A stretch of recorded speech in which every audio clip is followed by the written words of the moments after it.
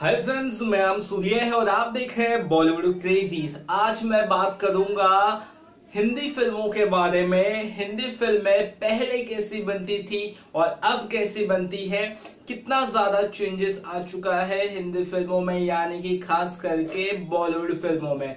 मैं आपको ये इसलिए बताना चाहता हूँ कि मैं फिल्में जो देखता हूँ वो रोज कोशिश करता हूँ कि एक फिल्म में देखूं, और मैंने पुराने जमाने से लेके अब तक की फिल्में देखी है और मैं काफी चीजें जो है आप लोगों से शेयर करना चाहता हूँ और कोशिश यही करूंगा कि सही तरीके से बताओ और आपको ये वीडियो जरूर पसंद आएगा। लगभग 10 मिनट तक का वीडियो होगा, तो आप जरूर फ्री होके ही देखना प्रॉपर तरीके से, आपको बहुत कुछ सीखने को इससे मिलेगा, इतना मुझे तो लग रहा है और अच्छी तरह से।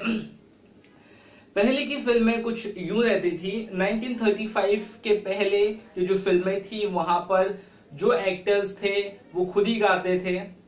उस टाइम पे के.एल. सहगल इंडिया के सबसे बड़े सिंगर और एक्टर थे और वो खुद से गाते थे। फिर 1935 में पहली बार मेल सिंगर फीमेल सिंगर वाली चीजें चालू हुई और उसके बाद जब मेल फीमेल वाली चीजें चालू हुई तो गाना आपको पता है रिकॉर्ड कैसे होता था? स्टूडियो में नहीं होता था। वहां पे पहले तो नॉर्मली सबसे पहले 1935 के पहले जो एक्टर जिसे गाना गा रहा है, मैं वन की चिड़िया वन में बोलू रे, जो गाना गा रहा है वो सामने ही गा रहा है। वो उसमें कुछ वो नहीं कि वो स्टूडियो में आया, वो सामने ही गा रहा है। जो सीन हो रहा है वो प्रॉपर रिकॉर्ड हो रहा है उसी वक्त। जैसे हम नॉर्मली बात करते हैं, हमारा वॉइस वैसे ही दिखता है। बाद में आजकल की फिल्म में जैसे डबिंग होता है, ऐसे कुछ नहीं। उस समय सब एक साथ होता था और वहीं जिस तरह से गाना चल रहा है, मैं वन की चिड़िया वन में बोलू रहे, और जो म्यूजिक होता था वो भी साथ में ही वहीं उसी लोकेशन पे, आप ध्यान दीजिए, उसी लोकेशन म्यूजिक बजता था।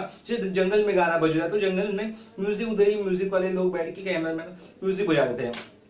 इस तरह से गाने पहले होते थे। उसके बाद 1935 के बाद सिंगर्स धीरे धीरे चालू हुआ सिंगर्स का, और फिर एक्टर, मेल एक्टर और फीमेल एक्टर फिर ऐसे होने लगे कि जिन्हें गाना गाना मतलब कंपलसरी हो गया। इस वजह से था क्योंकि उसके पहले जो थी लगभग साइलेंट फिल्में बनती थी। 1931 तक जो पहली फिल्म थी वो 1931 में आई थी, आलम आरा, जिसमें आई थिंक आवाजें थी। पहले उसके पहले की फिल्में म्यूट थी, कुछ सुनाई नहीं देता था कि क्या बोल रहा है एक्टर, सिर्फ उसमें म्यूजिक रहता था।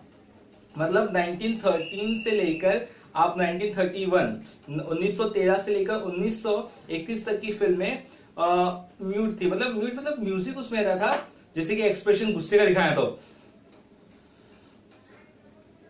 डरावना, मतलब ऐसा, और प्यार का।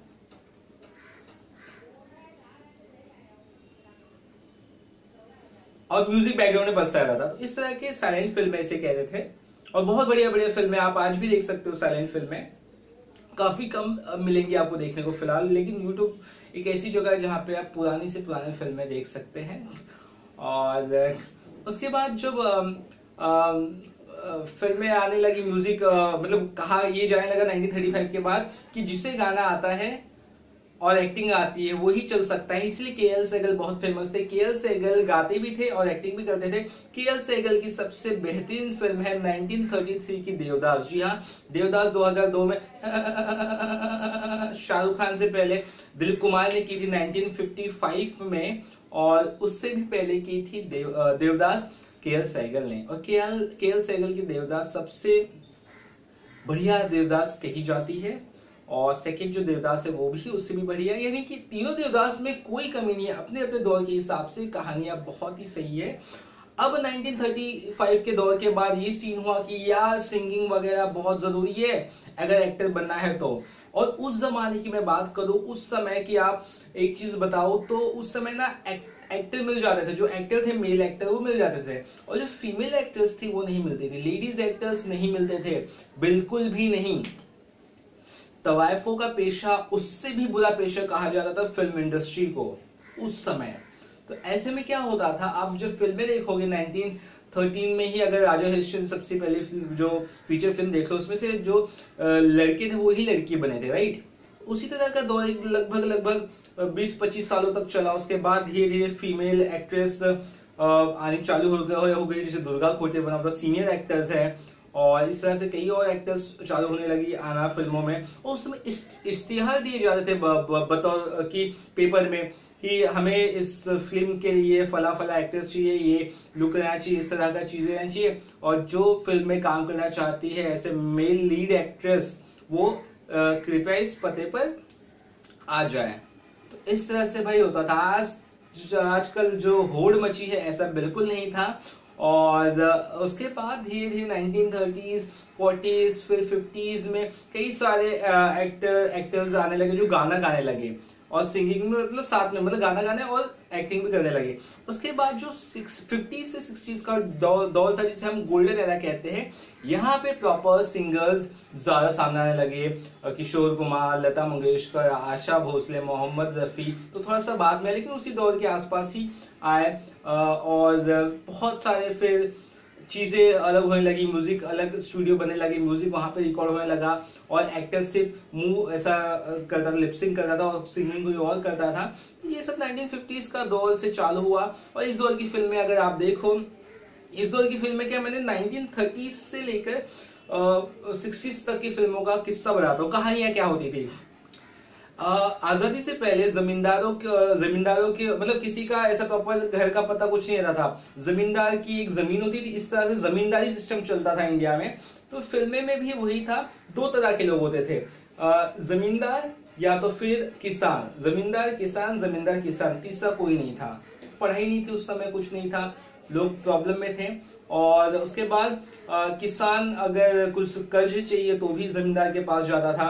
तो जमींदार आप देखोगे पुराने फिल्मों में 1940 से 50s के बीच में फिल्मों में, 60s तक की फिल्मों में कई सारी, तो आपको दिखेगा कि जमींदार के पास जाके जमीन छुड़ाने की बात हो, जमींदार कहीं ना कहीं मिलन होता था उस समय और जमीन हड़प लेता था, घर से बाहर कर देता था घर वालों को। गरीबी, पॉवर्टी, भूखमरी, फिल्मों का ये सब्जेक्ट होता था। उस समय की फिल्में गांव में बसती थी।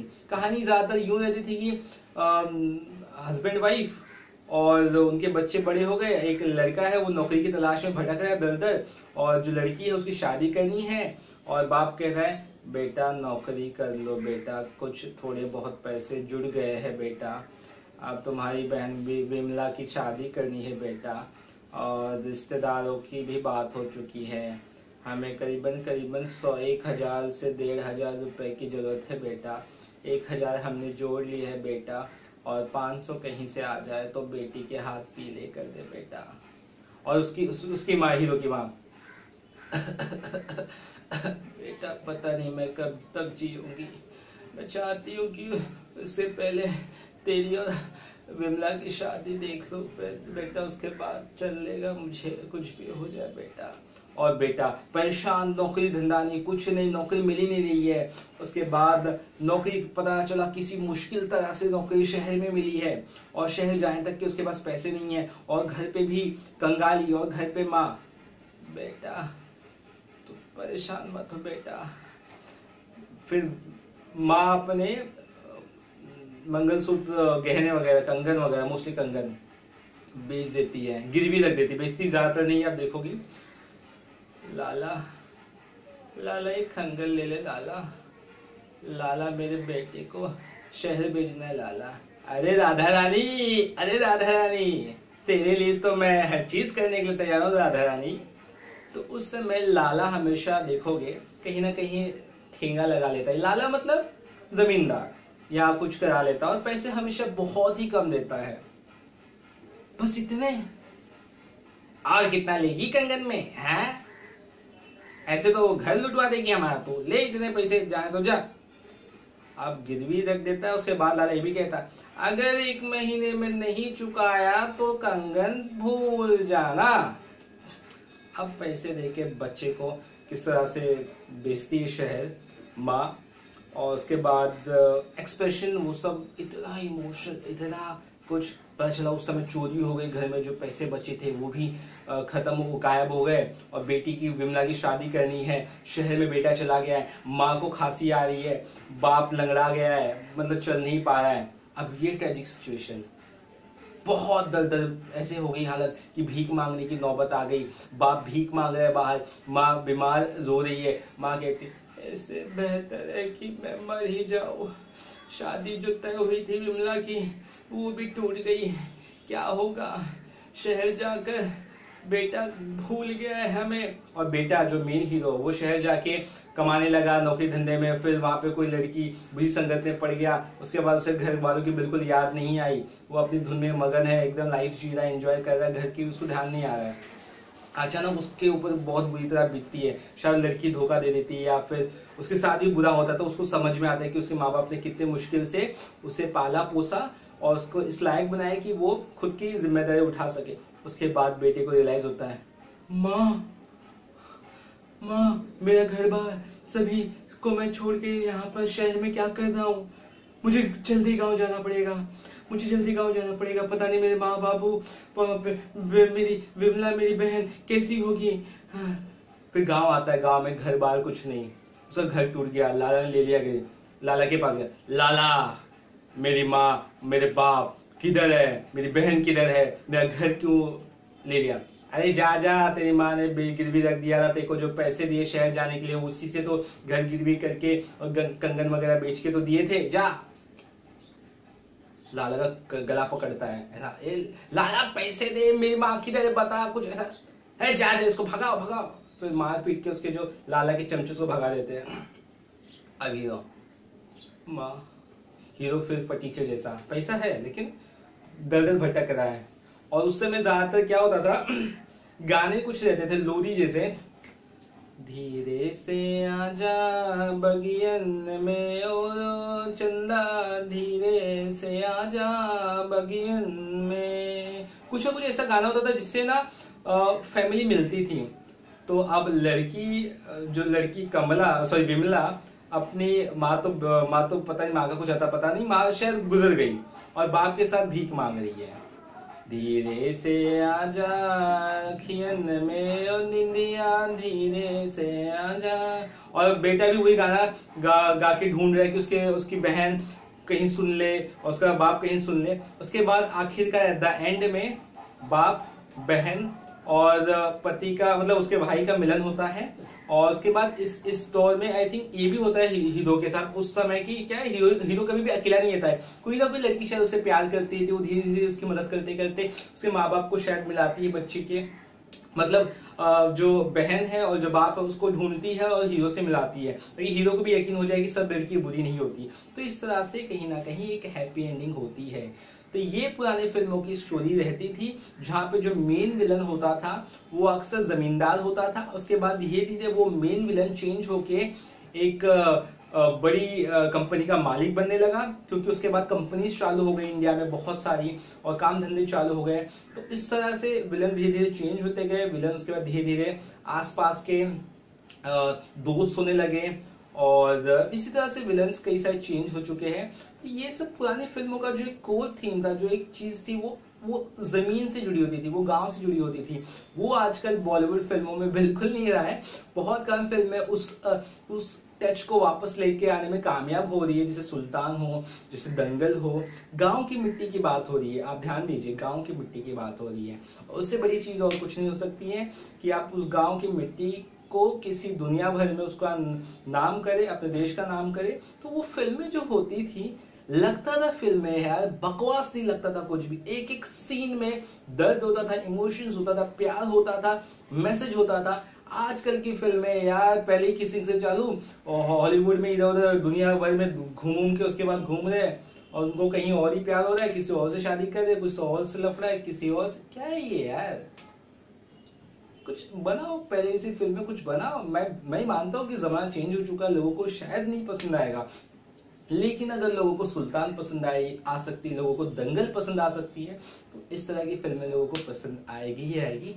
कोशिश करिए, कुछ ना कुछ बदलिए, तभी तो एक सिनेमा बदलेगा और चीजें बदलेंगी। आई होप मेरा वीडियो पता नहीं कहाँ से स्टार्ट हुआ था, कहाँ पे खत्म कर रहा हूँ, मैं फिलहाल खत्म ही करने जा रहा हूँ। आई होप वीडियो पसंद आया होगा। और मैं तो कहता हूँ आपको, अगर आपको आजकल की फिल्में आपको थोड़ा उबती है, आपको लगता है कि नहीं कुछ अच्छा नहीं देखने को मिल रहा है, पुरानी फिल्में देखिए, 1950s 60s 70s, आपको बहुत सारी फिल्में बहुत अच्छी लगेगी। आप देखिए कि उस जमाने में क्या होता था, उस जमाने में 1 रुपए की क्या कीमत थी, 1 रुपए की क्या कीमत थी। और एक एक पैसे क्या मोल होते थे। एक पैसे में 2 गोली वो चूसने वाली चॉकलेट मिलती थी और उस 2 गोली के लिए भी पैसे नहीं होते थे। इस तरह की फिल्में, इस तरह का परेशानी, इस तरह की चीजें दिखाई जाती थी। उस समय हीरो ये नहीं होता था कि बहुत बड़े कंपनी का मालिक है या बिजनेसमैन। उस समय हीरो एक बूट पॉलिश वाला होता था, एक टांगे वाला होता था, एक किसान होता था और एक मजदूर होता था। आजकल का हीरो पूरा चेंज हो गया है। आजकल का hero pant shirt tight boot में एक प्रोफेशनलिज्म लगता है, गॉगल्स पहनता है, अलग अलग स्टाइल रखता है और उसके बाद बहुत बढ़िया बढ़िया टेढ़ा मेढ़ा ऐसे डांस करता है। तो ये चीज़ें हीरो भी बहुत सारे चेंज हो गए हैं और चीज़ें भी चेंज हो गई है। तो सिनेमा बहुत ज़्यादा बदल चुका है, लेकिन सिनेमा का जो दौर है बहुत अच्छा दौर हमने देखा है। और ये जो दौर चल रहा है मैं कह सकता हूँ कि थोड़ा सा ऑफ ट्रैक चला गया है, चीजें चेंज हो रही है। यानी कि 1980 से 2000 के बीच का जो दौर था बहुत ही बिगड़ा हुआ था, सिनेमा का लिए बहुत खराब था सिनेमा के। अब थोड़ी थोड़ी चेंजेस आ रही है, अच्छे सिनेमा कुछ बन रहा है और मेरे हिसाब से जितने अच्छे सिनेमा बनेंगे उतना लोगों को पसंद आएगा। ये वीडियो आपको कैसे लगा आप जरूर बता सकते हैं। इसी तरह वीडियोस आगे भी देखने के लिए चैनल को सब्सक्राइब करना ना भूलें। साथ ही मेरी वेबसाइट bollywoodcraze.com पे विजिट करना ना भूलें, जिसका लिंक मैं इस वीडियो के डिस्क्रिप्शन बॉक्स में दे रहा हूँ। और जाते जाते मैं बस यही कहूँगा, धीरे से आजा अखियन में ओ चंदा, धीरे से आजा अखियन में। Bye bye.